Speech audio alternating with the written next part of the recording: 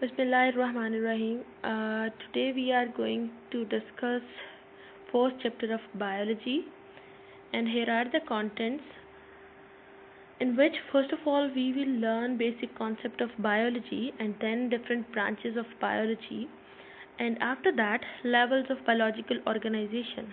Under this topic we will learn that how a cell combine into tissues and tissues are organized to form organs and organs into organ system, and finally an organism is formed.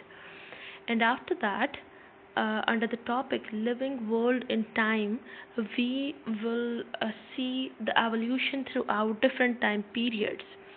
And after that, biological method, the method by which biological problems are solved, or the method which is used to do experiments in field of biology is termed as biological method. So under this we will learn biological method and different steps of biological method in detail. And last is biology and the service of mankind. In this point, we will learn that how biology is playing a role to for the welfare of mankind, how biology is protecting, how biology is providing food, and how it is used for curing and for treatment of different diseases. These all will be discussed under this topic.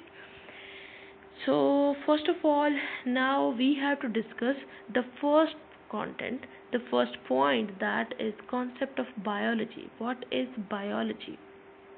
Before moving towards biology, we have to discuss that from where the biology actually derived. So, it is the science. And what is the concept of science? As understanding of nature, मतलब कुदरत को समझना.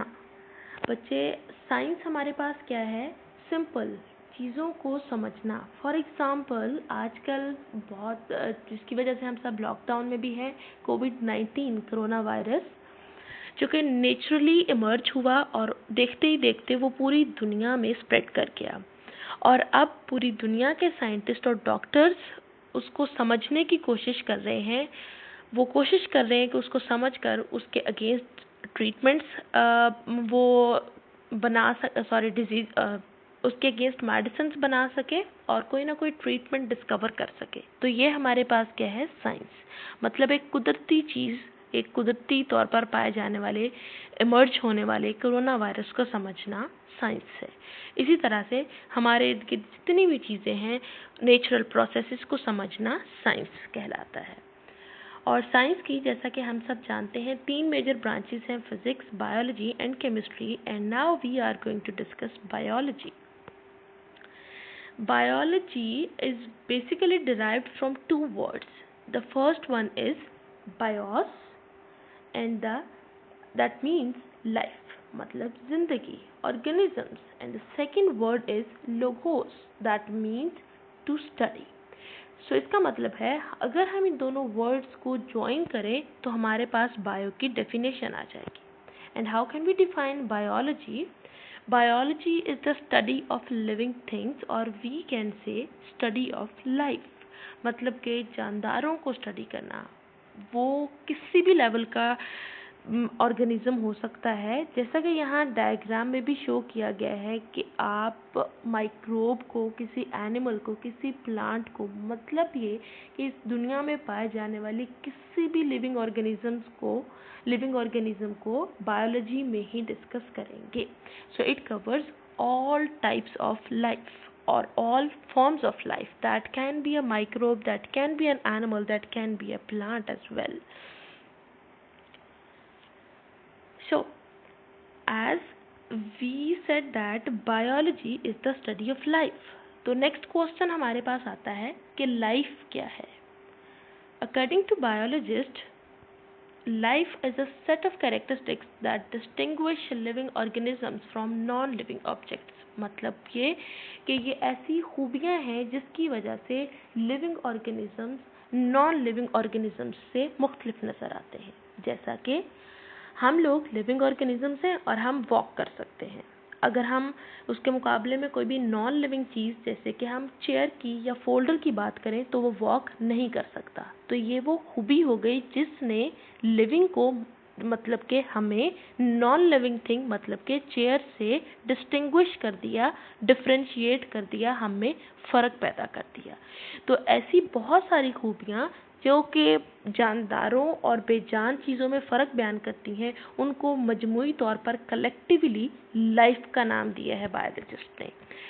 तो फिर अगला सवाल हमारे पास ये आ जाता है कि वो कैरेक्टरिस्टिक्स असल में क्या हैं। So, to answer this question, we have to move forward, and now these are the characteristics. The first one is highly organized.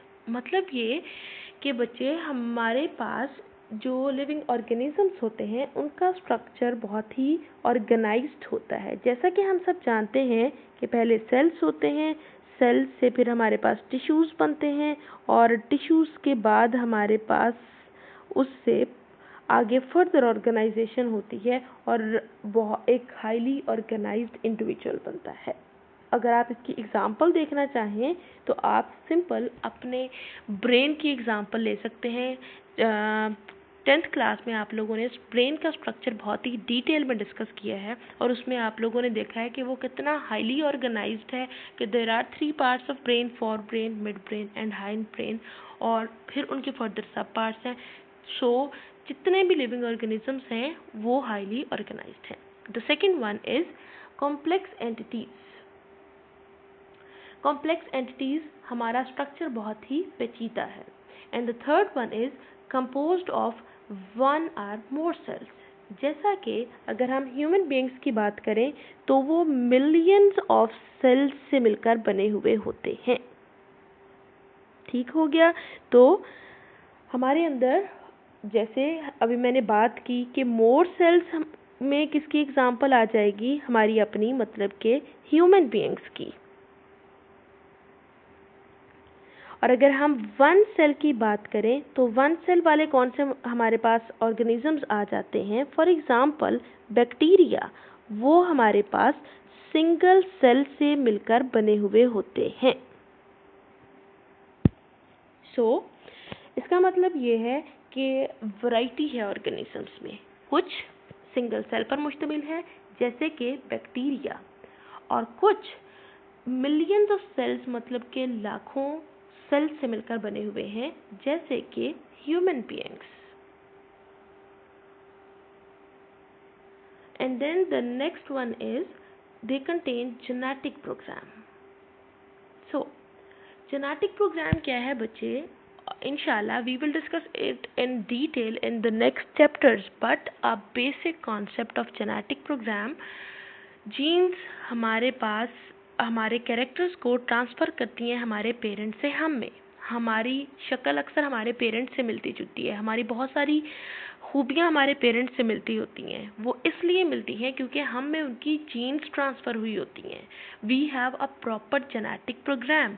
Even all living organisms have a proper genetic program that is present in form of DNA. And then the next one is acquire and use energy. जैसा कि बच्चे हम लोग energy acquire करते हैं किससे? Food से, और फिर हम उस एनर्जी को यूज़ करते हैं कहाँ पर? अपने डेली बेसिस के काम करने के लिए। And the next one is they carry out and control numerous chemical reactions.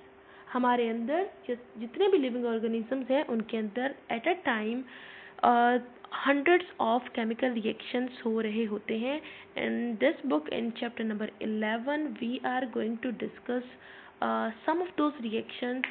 Basically I can say we will discuss the reactions of digestion in detail, and you can see and you will see that when we eat food, that food converts into energy. During this total almost 30 chemical reactions occur. So हमारे अंदर हर वक्त बहुत सारे chemical reactions हो रहे होते हैं। And the next one is grow in size. जैसा कि हम सब अच्छी तरह से जानते हैं कि जैसे जैसे टाइम पीरियड इंक्रीज होता है हमारा साइज भी बढ़ता जाता है, हम साइज में ग्रो कर रहे होते हैं। And maintain a fairly constant internal environment. It means the best example of this one is maintain fairly constant internal environment, 37 degree centigrade temperature. बाहरी टेम्परेचर 44 डिग्री सेंटीग्रेड भी हो तब भी हमारी बॉडी का टेम्परेचर 37 डिग्री सेंटीग्रेड ही होता है। और अगर सर्दियों में टेम्परेचर डिक्रीज होके 20 या 16 डिग्री सेंटीग्रेड हो जाए तब भी हमारी बॉडी का एक कांस्टेंट टेम्परेचर होता है, that is 37 degree centigrade. So it means कि लिविंग ऑर्गेनिजम्स अपनी बॉडी का एक इंटरनल टेम्परेचर मेंटेन रखते हैं। And then the most important one is they produce offspring similar to themselves. Reproduction. कभी भी बच्चे आपसे कोई पूछे कि कौन सी ऐसी प्रॉपर्टी है जो लिविंग को नॉन लिविंग से सेपरेट आउट करती है, डिफरेंशिएट करती है, तो आपने सबसे पहले नाम लेना है रिप्रोडक्शन का। क्योंकि रिप्रोडक्शन एक ऐसी प्रॉपर्टी है जो सिर्फ और सिर्फ लिविंग ऑर्गेनिजम्स में पाई जाती है, किसी भी नॉन लिविंग ऑर्गेनिज्म में वो मौजूद नहीं होती। और जितने भी लिविंग ऑर्गेनिजम्स हैं सब में ये प्रॉपर्टी मौजूद होती है। By this process the individuals, the living organisms produce offsprings similar to themselves. And the last one is respond to changes in their environment. For example हमारे यहाँ गर्मी होती है तो हम लोग उस हिसाब से फैंस यूज़ करते हैं, सर्दी होती है तो हम उस हिसाब से हीटर यूज़ कर रहे होते हैं। तो एक्सटर्नल एनवायरनमेंट में जो चेंजेस होते हैं हम लोग उसको रिस्पॉन्ड करते हैं, that is another property of life. इन सब प्रॉपर्टीज़ को कलेक्टिवली बायोलॉजिस्ट ने नाम दिया है किसका? लाइफ का। क्यों दिया है? क्योंकि ये प्रॉपर्टीज लिविंग ऑर्गेनिजम्स को नॉन लिविंग ऑर्गेनिजम्स से डिफरेंशिएट करवाती हैं, मतलब उन दोनों में फर्क पैदा करती हैं। Now we will discuss branches of biology. So there are two major types of biology, branches of biology. The first one is fundamental branches. Fundamental मतलब बेसिक जो ब्रांचेस होती हैं। And then the second one is general branches. General branches में जो further इसकी branches derive हो चुकी हैं हम उसकी बात करेंगे। सो फर्स्टली हम डिस्कस करेंगे फंडामेंटल ब्रांचेस को। And there are total 3 fundamental branches. The first one is botany, second is zoology, and the third one is microbiology. And in today's lecture we are going to define all of these. So the first one is botany. It is very simple. Study of plants is called botany. So आपने इस चीज़ को अच्छे से ध्यान में रखना है कि बॉटनी में किस चीज़ की स्टडी की जाती है? प्लांट्स की स्टडी की जाती है। And the next one is zoology. आपने इसको याद रखना है जू से। जू चिड़ियाघर को कहते हैं और चिड़ियाघर में कौन होते हैं? जानवर होते हैं, एनिमल्स होते हैं। So study of animals is called zoology. You can appropriately define it that the branch of biology that deals with the study of animals is called zoology. And the next one is microbiology. As the name is indicating, micro for microorganisms. Micro for microorganisms. So the branch that deals with the study of microorganisms is called microbiology. These are 3 fundamental branches of biology: botany, zoology and microbiology.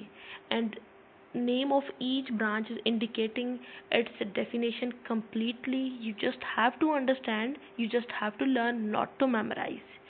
Microbiology, micro से आप याद रखेंगे micro organisms, and study of micro organisms is called microbiology. zoology, जू से आप याद रखेंगे animals, so study of animals is called zoology. And the third one is botany, that is study of plants. It's all about for today's lecture. Any if you have any question, then you can text me on WhatsApp and I will reply you over there. Thank you so much. And Allah Hafiz till next lecture.